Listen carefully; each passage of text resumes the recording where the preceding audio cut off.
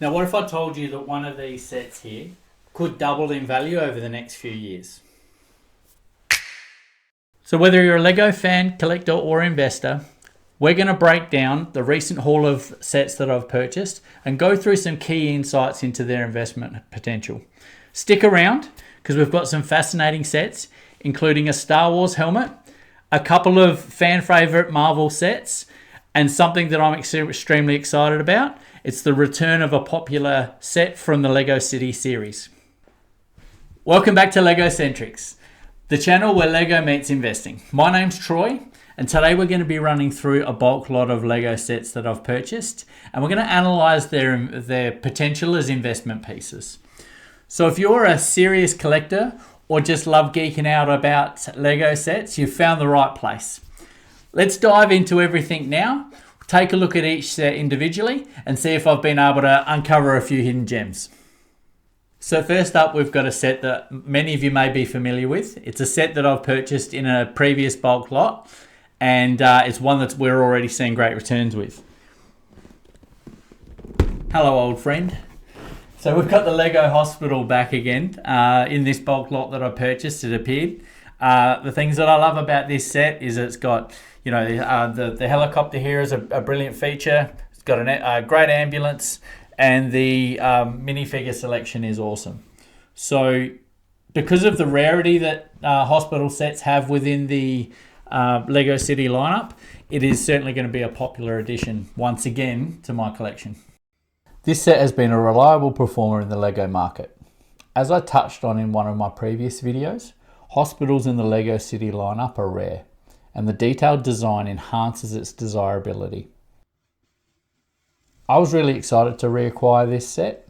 It's already shown strong appreciation since retirement. Set 60300 has actually appreciated a further 10% above the price that it was 2 to 3 weeks ago.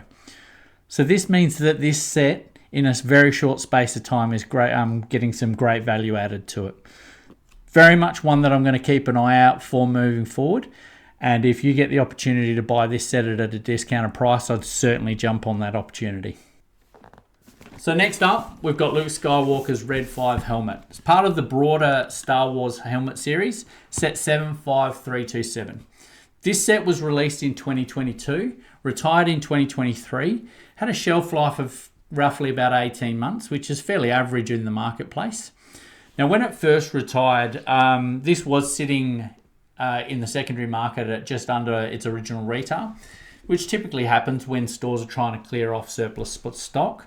But since retirement, it has recovered that gap and is sitting just over its original retail price right now. So while it may not have been considered to be a winner initially, it's certainly going to be something that in the coming years I feel we're going to get a lot of growth out of.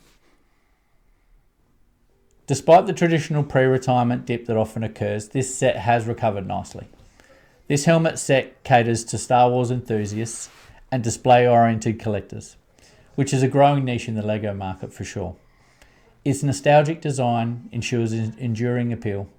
While it may take time to appreciate, its rarity post-retirement could yield significant gains.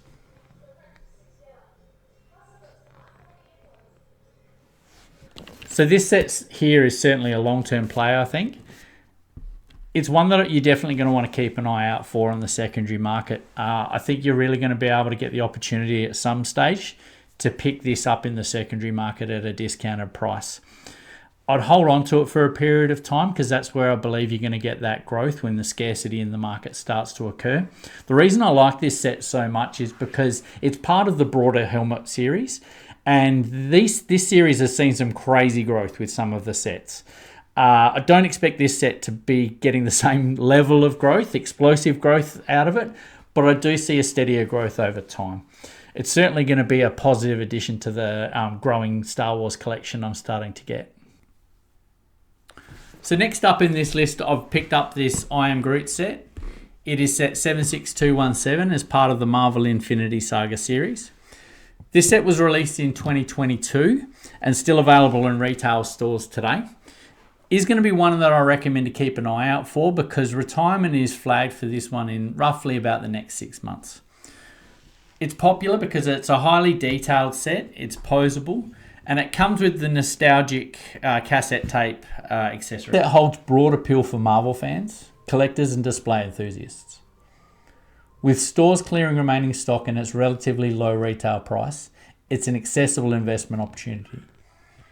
The iconic character tie-in further enhances its potential, especially with retirement just around the corner.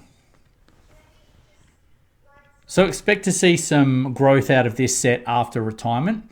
I'd certainly be keeping an eye out in the clearance bins or online sales with this one, because stores are going to be looking to clear out their stock on this one fairly soon. I think it's going to be a popular one though with Marvel fans, and it's going to be a great addition to people's collections. Those of you with a keen eye may have in fact picked up from the original pictures that I was actually able to pick up 2 of these sets. The only thing that I'd say is with this second box, I'm not sure if you can pick that up, there is a little bit of damage on that corner. So that's obviously going to affect the price of this one. I'm never too scared to worry about, slight damage on boxes.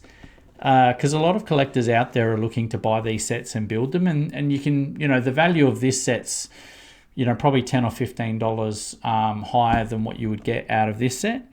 But you're still going to find value in the market. There's still going to be a collector out there that's looking to build it and looking to pick up a little bit cheaper at a bit of a discounted price. So certainly still have value out of both sets.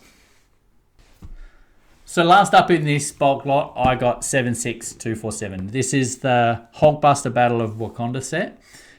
This was released in 2023 and is flagged for retirement roughly about mid-2025.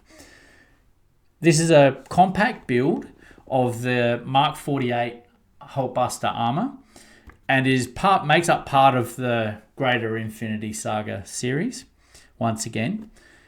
It comes with 4 minifigures in it, including the Bruce Banner and Okoye minifigures. Just make sure that I pronounce that right. Listed in the comments below. And this set here is a great blend of playability and displayability as well.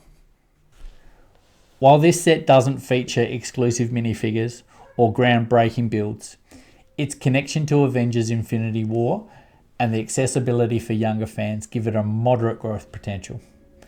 Competition from larger Hulkbuster sets could temper its appreciation, but its affordability and nostalgic appeal will likely drive demand over time. So this Hulkbuster set's going to be a steady grower, I think. Investors should keep an eye out on the secondary market and in retail stores in the clearance lines.